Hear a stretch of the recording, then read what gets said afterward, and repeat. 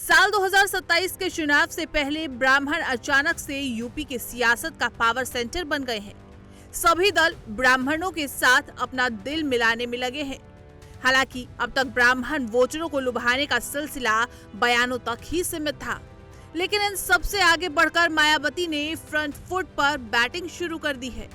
मायावती ने 2027 विधानसभा चुनाव का शंखनाद कर दिया है। मायावती ने जालौन की माधवगढ़ सीट से आशीष पांडे को प्रभारी बनाया है। बसपा घोषित प्रभारियों को ही अपना प्रत्याशी भी बनाती है। ब्राह्मण चेहरे को पहला टिकट देकर बड़ा राजनीतिक कार्ड खेला है। मायावती का ये कदम बाकी दलों पर मनोवैज्ञानिक बढ़त बनाने की कोशिश है। बहन जी ने जो आशीर्वाद दिया है मैं उसका पूर्ण रूप से पालन करूंगा और इस बार माधवगढ़ की सीट जिता के बहन जी की झोली में दूंगा और 2027 में हम बहुजन की सरकार बनाएंगे, माननीय बहन जी को मुख्यमंत्री बनाएंगे। बहन जी ने जब समझा कि मैं परिपक्व हो गया हूँ चुनाव लड़ने के लिए, शायद उनकी सोच होगी, फर्क होगी, तब उन्होंने जाके मुझे टिकट दिया और मैं उनका बहुत बहुत आभारी हूँ। सियासत में सोशल इंजीनियरिंग चलती है। जिसने समय रहते हवा का रुख भांप लिया वही सियासत की दुनिया का ओजी है। यूपी में हर दल फिलहाल ब्राह्मणों को लामबंद करने में लगा है। ऐसे में यूपी में अपना सियासी सूखा समाप्त करने की कोशिश में लगी मायावती कैसे पीछे रह जाती। मायावती ब्राह्मणों को अपने पक्ष में करना चाहती है और इसके लिए मायावती अपने 2007 वाले फार्मूले पर वापस चल पड़ी है। साल 2007 में दलित वोटरों के साथ ब्राह्मणों पर भी फोकस किया था।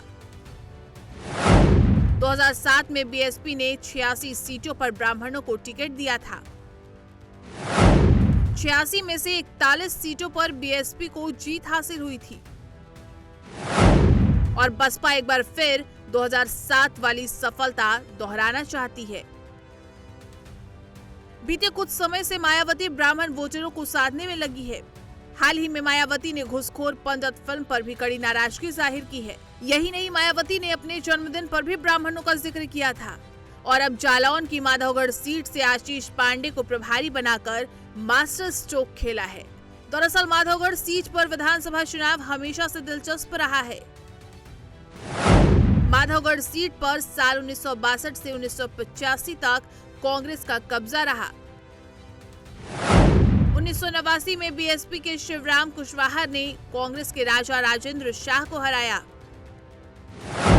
और इसके बाद बीएसपी पार्टी का जनाधार बढ़ा और अन्य पार्टी ताश के पत्तों की तरह बिखर गई। साल 1989, 1993, 2002, 2007 और 2012 में बीएसपी का विधायक चुना गया। हालांकि 2017 के चुनाव से ही यहां पर बीएसपी दूसरे स्थान पर है। बीते 2 चुनाव से माधवगढ़ सीट पर बीजेपी के मूलचंद्र निरंजन जीत रहे हैं और यही वजह है कि आशीष पांडे को प्रत्याशी बनाकर बसपा ने नई चुनौती पेश की है। इससे पहले मायावती ने यह भी साफ कर दिया है कि वो यूपी में अकेले दम पर चुनाव लड़ेगी। बसपा यूपी में खोई हुई सियासी जमीन को तलाशने के लिए हर संभव कोशिश कर रही है, चाहे ब्राह्मणों को साधने की बात हो या फिर डीएमओ फार्मूले से बाकी वोटरों को साधना हो। हालांकि मायावती की ये कोशिश चुनाव पर कितना असर डालती है ये तो आने वाला वक्त ही बताएगा। Bureau report, prime news.